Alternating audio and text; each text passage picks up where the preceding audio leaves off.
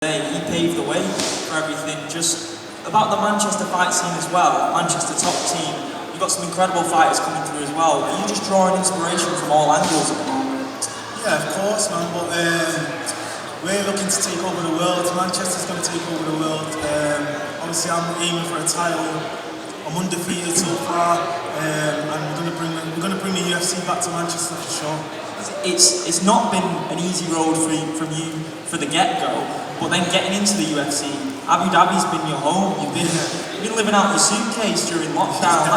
That is really tough, and you fight a really tough Russian fighter in your first fight, get the draw, and then you're just wrecking havoc ever since then. Getting highlight reel knockouts, and Makwan Americani knockout was unbelievable. What's that whole experience been like? It's been crazy, it's been a good ride. Obviously I would have liked to have fought a lot more, but with the pandemic that slowed that down. I've had a few little injuries here and there, but this year we're looking to pick it up. I wanted to fight in London, to be honest, and they put me on an American card, but I'll be on the next one in August for sure. Because the talks as well, Dana said 100% they're coming back over here. Whether it's Manchester or Liverpool, you're going to be saying, needs to be me. I need to be on this card. Yeah, of course. I've not fought at home yet. All my fights have been in Abu Dhabi, as you know. I want to fight in front of my fans and feel that energy. So the progress for you has been absolutely rapid, because I don't know if you know this, but the first ever MMA event I worked on was one of your fights. So we were one of the first professional fighters I interviewed back at FCC in 2017. Yeah, you got a first round finish, and even then you weren't happy with your performance. That was the first thing you said. You was like, I wasn't happy. And I was like, right, this guy is, to have that mindset from the get-go and to see your progress. Have you sat back and been like, yeah, I've evolved a lot in such a short space of time?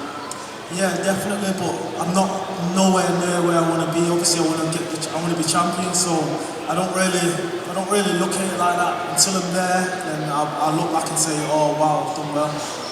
And is that explosive nature that you bring something that you consciously want to do? You want to attract eyes to the sport, you want to put on exciting fights. What's that, sorry? You want to be putting on exciting fights, whether it's win, lose or draw, because every one of your fights in the UFC has been the fight of the night contender, a knockout of the night contender. You're going for that 50 grand every time. Yeah, of course, that's just my style of fighting. I fight to finish. I'm not really a wrestler. I've not got nothing against wrestlers, but I'm a striker, and I always fight to finish, no matter what. And your story of when you chose to pursue this seriously as a sport is a very famous one. But there might be some people in here that don't know that, where the Miracle name comes from, because it is an outstanding, amazing story of how you turned your life around to get where you are today. Can you just go into that defining moment for you that brought the name The Miracle for you? Ask the question. I don't know what you want to say. So, you had an incident a few years ago, didn't you, where you survived a gunshot to the face, and it went through one cheek, and you still got part of the fragments of the bullet in your tongue right now. And you've described that as a turning point for you, where you wanted to pursue this sport as your lifestyle. You must reflect on that day. Obviously, you get reminded about it enough, don't you, with your nickname, but what were those days sort of like, and how proud of yourself of turning that stuff around? Yeah, obviously I can look back and there's a big contrast between lifestyles then and now, and it's just like, I only like to look forward though, and it's like, I passed that, do you get what I'm saying? And obviously, like I said, I'm just aiming to be champion, but it just shows anybody can get where they want to get with the right commitments and stuff. I've only been fighting MMA since 2014, like no previous backgrounds, do you get what I'm saying? So it's been quick. It's crazy when you say no previous backgrounds. Like your teammate as well, Lewis, young kid, 21 years old. He is a highlight reel within himself. Like I've only just met him for the first time yesterday, but we've been talking on Instagram. And he's one for the future, isn't he? You got Dakota Chiba as well. Carl Prince is building an absolutely incredible team at Manchester top team. Those guys, they really excite you. There's a real team togetherness at Manchester top team. Little Lewis McGrillen, he's one of the next best for sure. He's been killing people. Been training with him since maybe 2015, possibly. And he's just grown leaps and bounds, really. Is that a message that you want to get out to the fans? Is that it doesn't matter how late or early you start, you can make this happen for yourself? It's a sport where it requires a lot of commitment and dedication, and it's a roller coaster ride. You're gonna have your ups and downs, but if you put your mind to it and you're all in, then you make it. You know, you've been blessed with a coach like Carl Prince who is so passionate about the sport, lives and breathes it. Like, he feels every hit that you take. He's there with complete elation when you get your hand raised. Just that relationship with him, because he's been around the sport for so long. Yeah, it's good, man. The gym's good. We've got a lot of solid fighters now.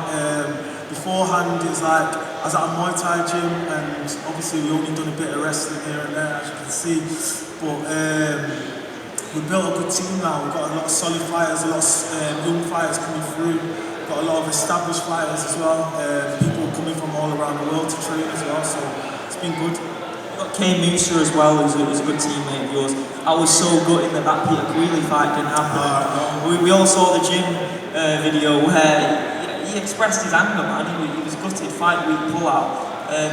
He's exciting and he's got a great personality as well. What's it like being around a guy like him?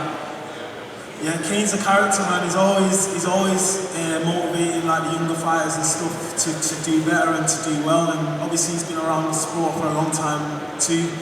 He's competing on Bellator at the minute. He's had some good fights, so yeah, it's good to be around people like that. Have you had any? I mean, you must be getting messages all the time, and obviously being around the fans today. Have you had any inspiring words where someone said like your story and what you've done has really changed my life around? You must get it from the gym all the time as well. Yeah, for sure. Like just like other kids like that been raised like around my area and stuff like that. I've seen what I've done over a short space of time, and it's like they know it's possible. Do you get what I'm saying? They know it's possible because they've seen me do it, and I'm close to them. Do you know what I mean? So, and I get a lot of messages as well, just people that are training and stuff for a bit of advice and bits like that. So yeah, it's nice. Featherweight division is absolutely on fire, and it always has been. Next week we've got the world title fight, Volkanovski, Korean Zombie. What do you make of that one? I think Volkanovski takes it quite easily actually. I feel like Max Holloway's the only guy that can really beat Volkanovski right now. And then with yourself, if you get another win, which you know that's what you're aiming for, top 10 opponent surely next. What sort of names are you looking at? Yeah, top 10 opponents. They were supposed to give me a top 15 opponent in the last fight, but I don't know what happened there, but I'm ready for that. Like you've seen, like I beat the best in the division. I've not had no easy fights.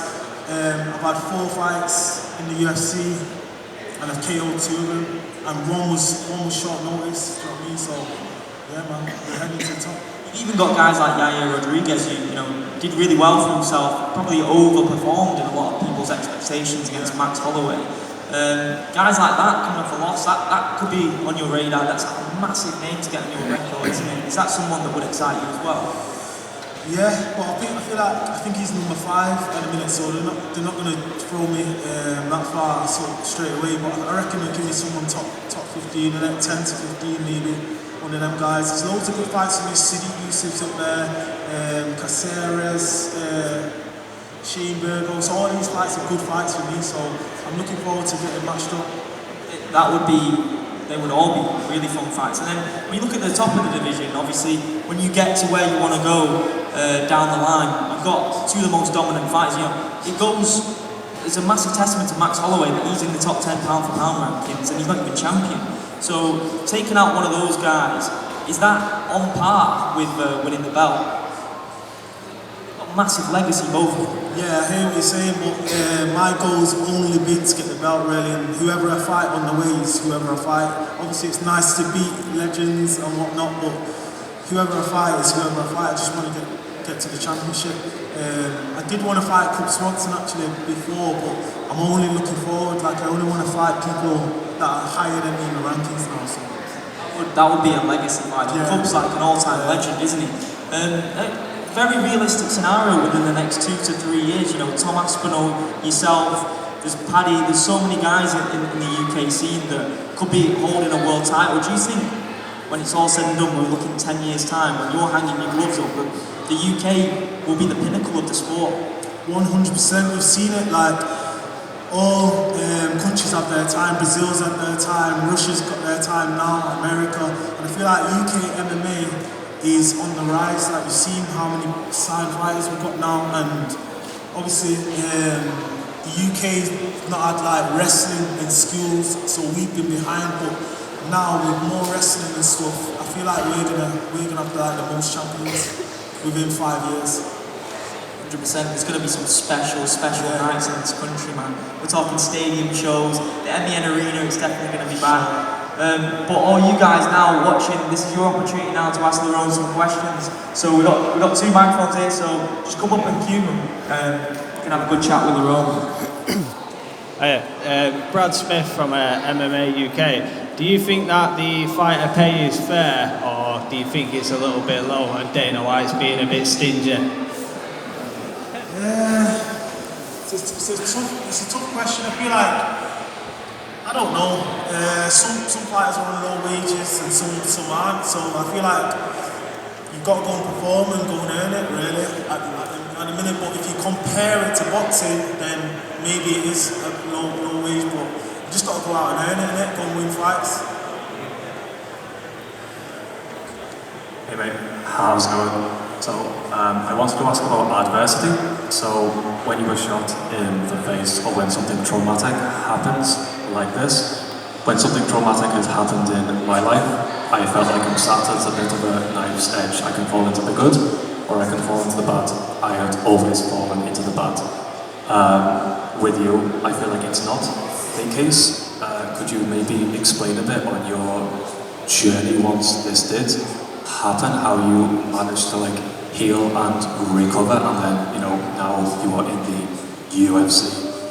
For me, it's like, it was the worst thing that happened to me, but also the best thing that happened to me, because I feel like that's been like the fire, motivation to do better all this time.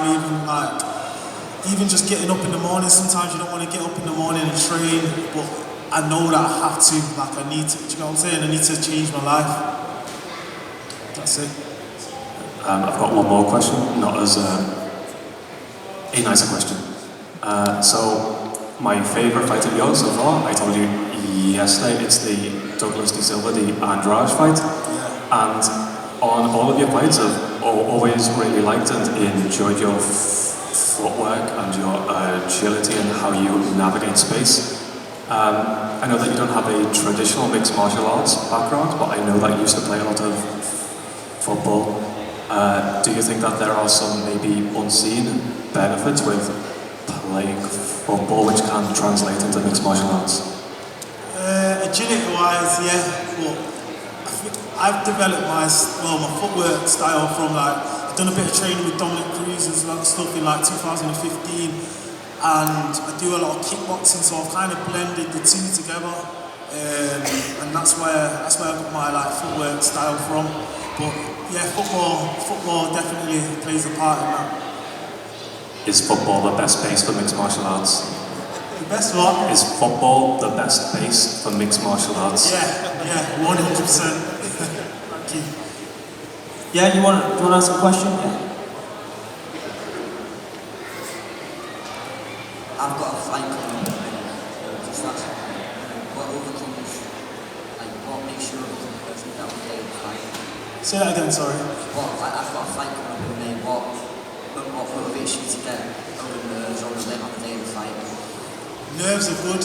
Like you can use, like it can be a negative and it can be a positive as well. So I feel like the last fight I had was the only fight I've ever had where I didn't have nerves, and I felt like that was a bad thing because it started slow and it felt like training. But I feel like nerves are good. Don't worry about nerves. Just have confidence and just go. Everybody gets nerves. Champions have nerves. Everyone has nerves. It's normal. Thank you. Anybody else got a question? Yeah, just come up here, yeah. Quick question, how much weight you cut in your fight? A lot. I love food, so currently I'm probably about 79 kilos. I can go up to about 82 if I'm just picking out, but I probably cut down to about 72.5 kilos by week, and then I cut the rest water, so about 6 kilos. About 6 kilos of water, yeah? Yeah. That's alright. Anybody else? No? Right, that about wraps it up. Thank you so much for your time, everyone. Give a round of applause for Lerone.